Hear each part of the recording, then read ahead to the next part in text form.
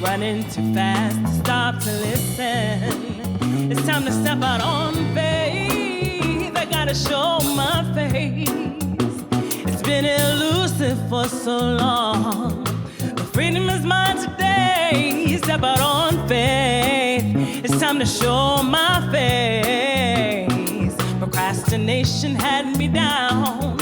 Look what I have found. I found strength, courage, and wisdom. It's been inside of me all along.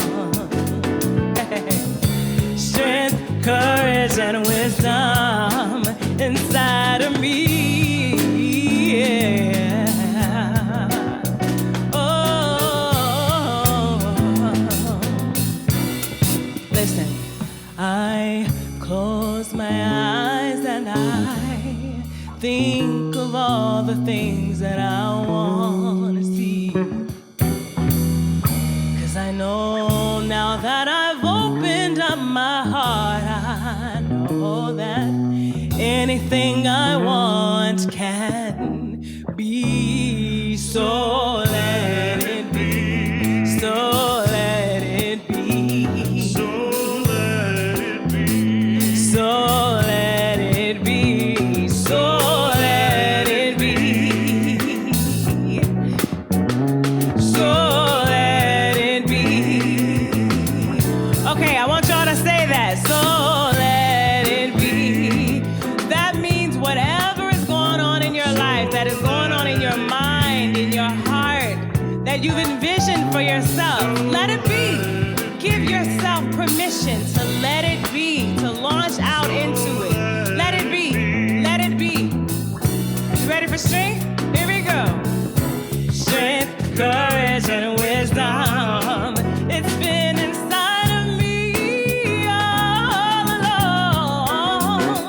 Oh, strength, courage, and wisdom inside of me all along. Strength, courage, and wisdom. It's been inside of you and me all along. Oh, strength, courage, and wisdom inside of me.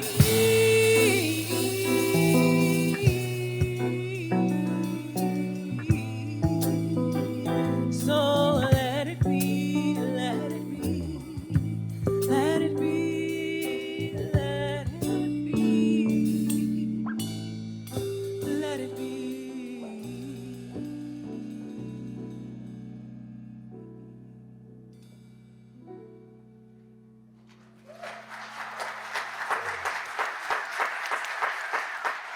All right.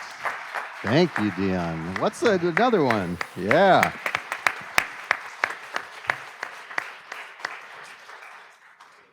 Also, Steve, that sounded great. Thanks, man. During this Black History Month, with its theme focused on Black wellness and health, our own worship theme here at All Souls focused on spiritual practices, and with both domestic and international political circumstances pulling us into dangerous conflicts in which diplomacy seems increasingly unpopular and inefficient, but more necessary to our mutual survival than ever. I found myself called to speak about the life, work, and contributions to our Unitarian Universalist faith of one Dr. Kenneth Bancroft Clark. Kenneth B. Clark was a psychologist, scholar, educator, and activist. He was the first Black president of the American Psychological Association, the first Black man to earn a PhD in psychology at Columbia University. His wife, Mamie, was the second. Kenneth Clark was the first Black man to become a tenured instructor at the City College of New York, and his work as a national authority on integration brought him before Congress, the Supreme Court, and national television audiences. He and his wife, Mamie, also a psychologist and activist, conducted the famous doll tests. This experiment showed young Black children an array of dolls with varied shades of skin tone and noted their preferences and preconceived notions about the dolls. Much of the time, the darker dolls were played with less and were described in more demeaning or dire terms than the lighter-skinned dolls. The Clarks showed how early on in American childhood, racialized socialization begins to take place, and how destructive the effects of segregation are on the psyche and self. Their research and expert testimony were crucial to the United States Supreme Court Brown versus Topeka Board of Education ruling in 1954, which deemed segregated schools unconstitutional.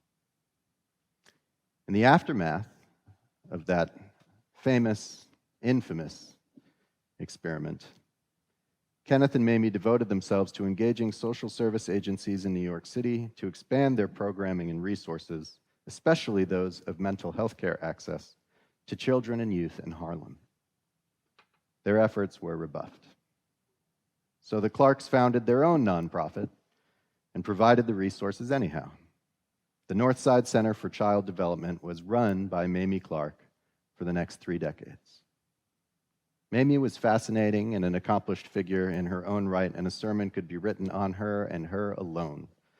But sadly, in one of the many complicated aspects of the Clarks' legacy, she intentionally worked to never overshadow her husband. She was of the initial era of college-educated career women who raised children and tended to a home, straddling 2 ages of gender dynamics with 1 foot in both. Mamie deserves more credit than she regularly gets. But the Clarks, Kenneth in particular, pop up time and again in history books about the civil rights era. It was years after I first read about his child psychology research that I realized that Kenneth also contributed to the famous research and sociological experiments in race relations detailed in Gunnar Myrdal's An American Dilemma, a groundbreaking work on segregation published all the way back in 1944. Or that Kenneth Clark had also been an expert witness for the Kerner Report, that he conducted some of the most important and incisive televised interviews with the icons of the civil rights movement. And finally, and most consequentially to me, Clark popped up in my reading about Unitarian Universalist history, as he was an influential humanist whose work and commitment to our faith spans decades. First, in 1956, shortly after the Brown versus Board decision, Kenneth Clark would collaborate with the Unitarian Service Committee to work in 6 of the most dangerously segregated states, establishing human relations projects, where facilitators worked quietly and subtly to integrate hospitals and other local institutions. Clark would also publish many of his most influential books over the course of his career with Beacon Press, the publishing arm of the UUA. In addition to this service work in publishing, the Clarks were also members of the Community Church of New York, historically one of the UU's most successfully integrated congregations, founded by Reverend John Haynes Holmes, pacifist, anti-racist minister, co-founder of the NAACP, who back in the 20s and 30s was not afraid to run afoul of the American Unitarian Association by publicly criticizing their racially prejudiced lack of support for Black Unitarians. Holmes provided material and moral support to the Harlem Unitarian Church and its minister, the first Black man ordained by the AUA, Reverend E.E. Brown.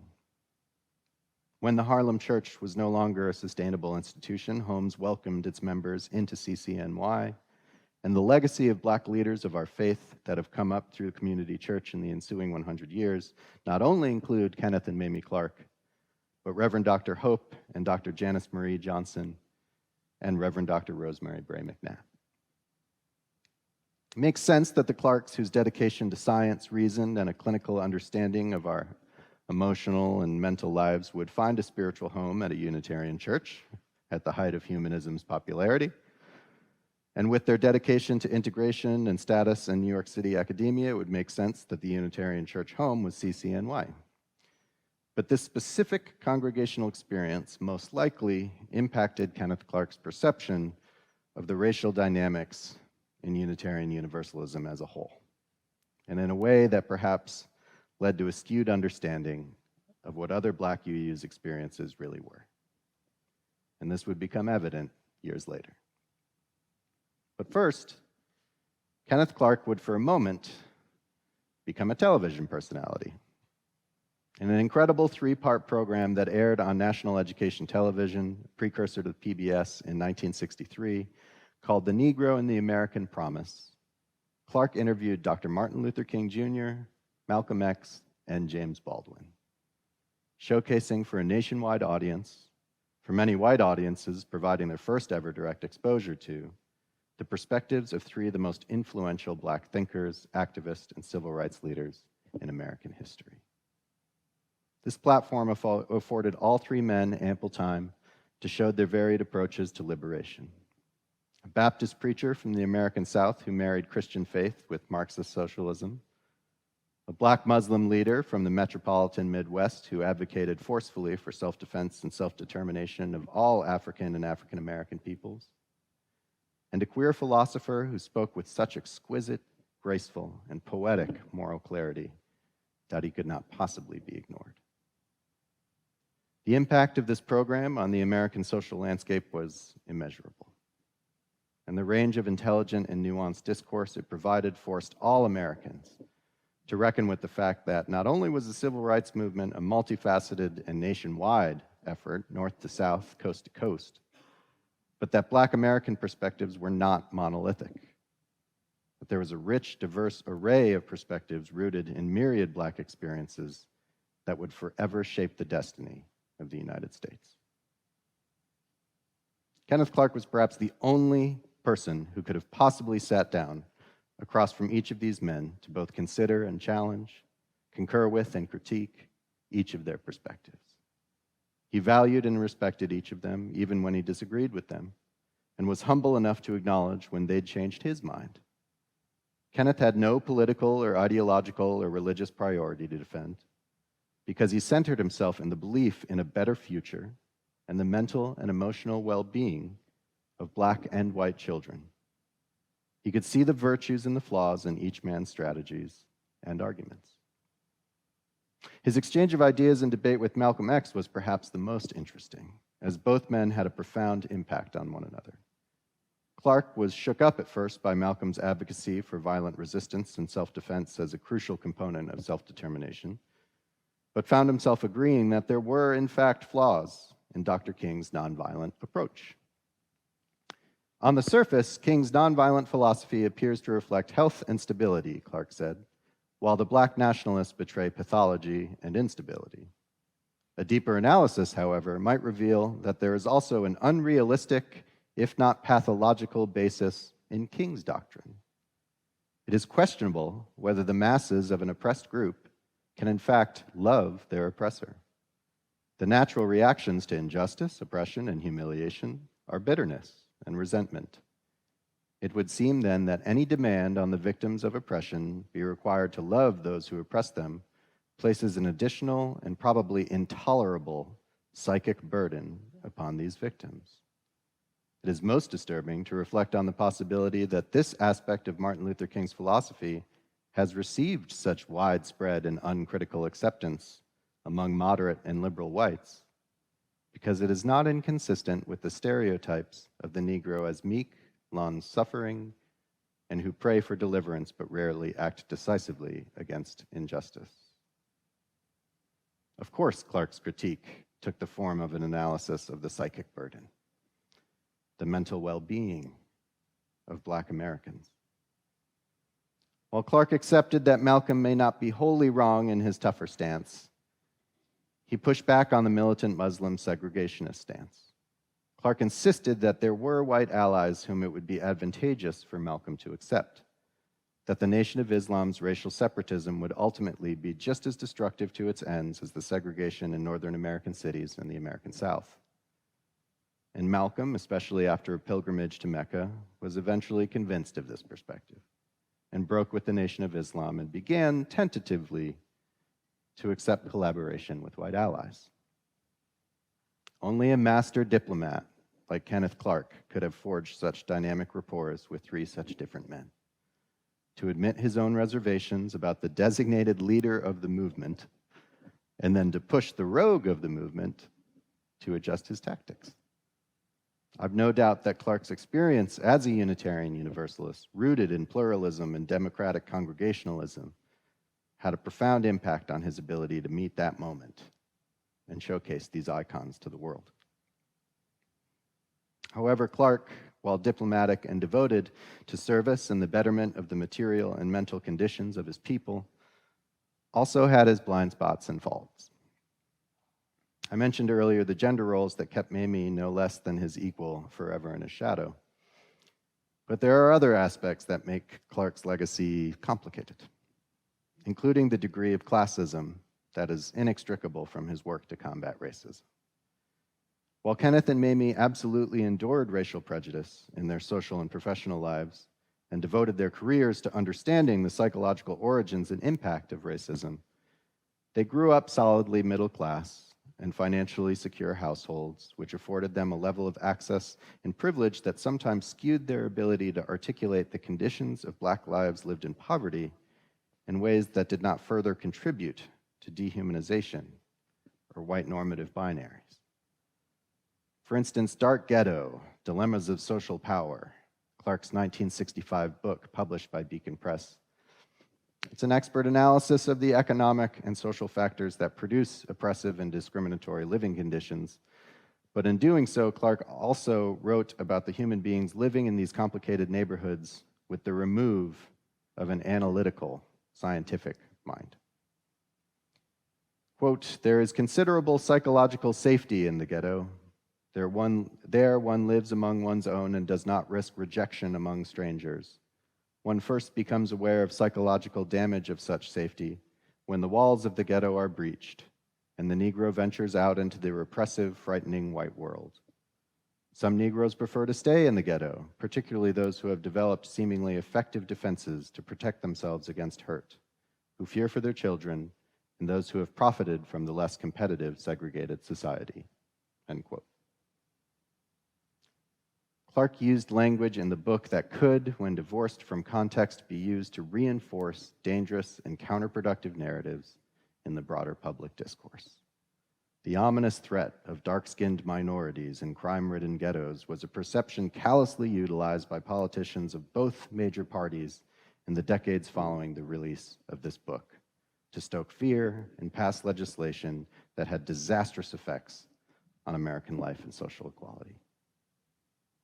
Clark cannot be blamed for others' misuse of his words and work, but his distance from, quite literally, as he moved out to the predominantly white suburbs of New York City for the remainder of he and his family's life, and the academic remove in the studies he wrote from the actual Black lives lived in urban enclaves, did keep him from fully understanding the possibility that there was some actual worth, value, something culturally distinct and powerful that led some Black individuals to choose to live and stay and work in their communities, despite racist economic or social policies.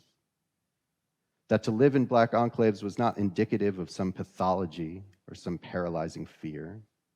That it was often financially impossible to leave, and for others it was their noble duty to their siblings to make their community a better place. Not just by founding a child development center and then retreating to the suburbs, but by staying. Even Kenneth and Mamie's daughter seemed to acknowledge this gap in her parents' worldview and choices. She described feeling out of place among whites in their suburban community, that she was good enough to be named president of her class, but not good enough to be invited to the homes of her white friends for dinner. It is a frustrating aspect of his legacy that Kenneth was not able to fully understand that there might be something happening in distinctly Black spaces that could not be articulated when written from a strictly sociological, integrationist, and sometimes assimilationist point of view, however well-intentioned. That there was an ethical and moral worldview, distinctly African American, nourishing specifically to African Americans, that the whole of American society might someday benefit from if we only removed ourselves from the binary of oppressor and oppressed, segregated and integrated, perpetrator and victim, affluent and ghetto, intelligent or underserved. This is in part how Clark's perspective during the late 60s and early 70s empowerment controversy of the recently formed UUA can be understood. Despite prominent participation from UUs in the civil rights movement and nationwide surveys indicating that for most Unitarian Universalist congregations, integration, civil rights were very important to them in the faith, the cultures of our congregations did not, for the most part, lend themselves toward full participation by, and especially leadership from, Black peoples. There were still only a small handful of Black settled clergy, and they were only ministering to small, mostly financially struggling and under-supported Black UU congregations. Much like Black Unitarian and Universalist clergy had been since the early 20th century, pre-merger. There were no predominantly white congregations with a Black settled minister in the entire denomination. And beyond Unitarian Universalism at this time, the Black Power movement had been wed to Christian liberation theology by the groundbreaking work of Reverend Dr. James Cone, who called on Black parishioners across the denominational spectrum, Catholic, Protestant, and otherwise, to demand a voice in their supposedly Christian worship communities or to pick up stakes and leave. Replicating the journey from America's first civil rights protest when Richard Allen and the Black congregants walked out of St. George's Methodist Episcopal Church in Philadelphia in 1787 and led to the formation of Cone's own faith home, the African Methodist Episcopal Church. Many Black UUs heard this call, and in the aftermath of the assassinations of Malcolm X, Medgar Evers, and later Martin Luther King Jr., urged the UUA to fund a Black Affairs Council, or BAC, to create a coalition and power base specifically for Black Unitarian Universalists. In response, many Black and white UUs who considered this to be another form of forced segregation created the Black and White Alternative Council that would be devoted to integrationist efforts led across racial lines. The subsequent splintering of the Unitarian Universalist coalitions that were once united in civil rights efforts was profound and led to some sometimes unlikely taking of sides. All Souls' own Reverend John Wolfe, for instance, supported the founding and funding of the Black Affairs Council.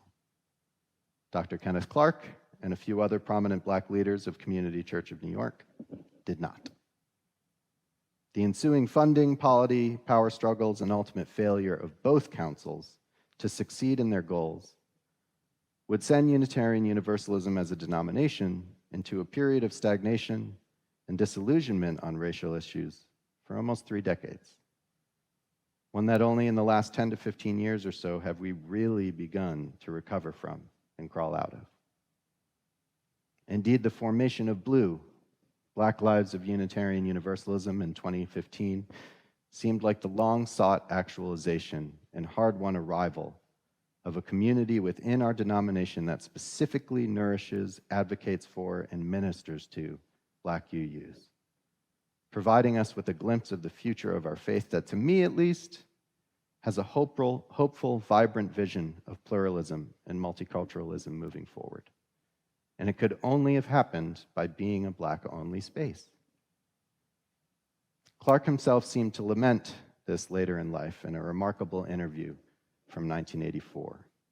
He stated, "I suppose if I were to be writing about that problem now, one of the things that I would emphasize that I don't think I emphasized sufficiently in the past is a definition of intelligence beyond our present approach, one that includes sensitivity, empathy, a moral quality. We define intelligence in such a competitive way. This is one of the most dangerous problems facing mankind, a use of intelligence excluding moral sensitivity. That intelligence, that moral sensitivity, that diplomacy, that sense of service, that dedication to integration even when it seems impossible or even when it might not be the right call at that particular time, the staying at the table is what makes Kenneth Clark such a fascinating and sometimes frustrating, but always admirable figure. If one thing can be said, even in defense of his mistakes, it's that he was not naive. No one ought to expect the transition from a system of injustice to a system of social justice to occur without personal and social trauma for Black and white alike, Clark wrote. I thought about this past week when I saw UN Representative Martin Kimani from Kenya delivering a stirring speech in defense of Ukraine.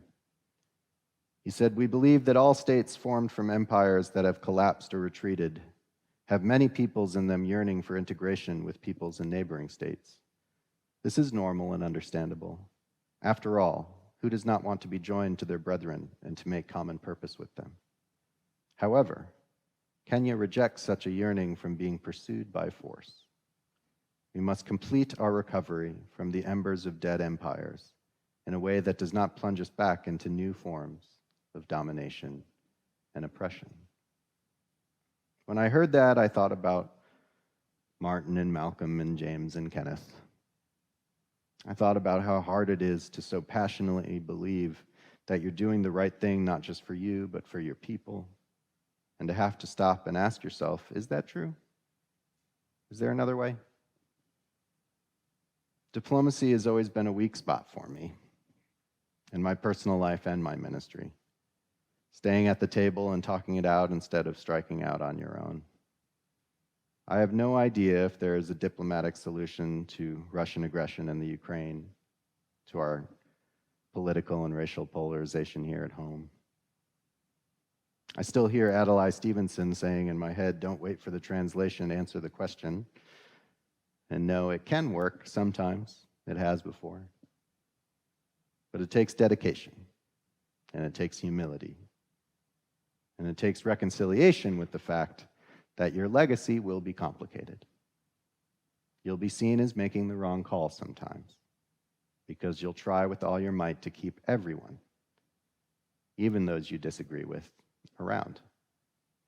You'll be so focused on the sheer possibility that there will be a better future through your efforts in the present that you won't worry about what the future will think about you. The fact that it exists will be enough. Amen and blessed be.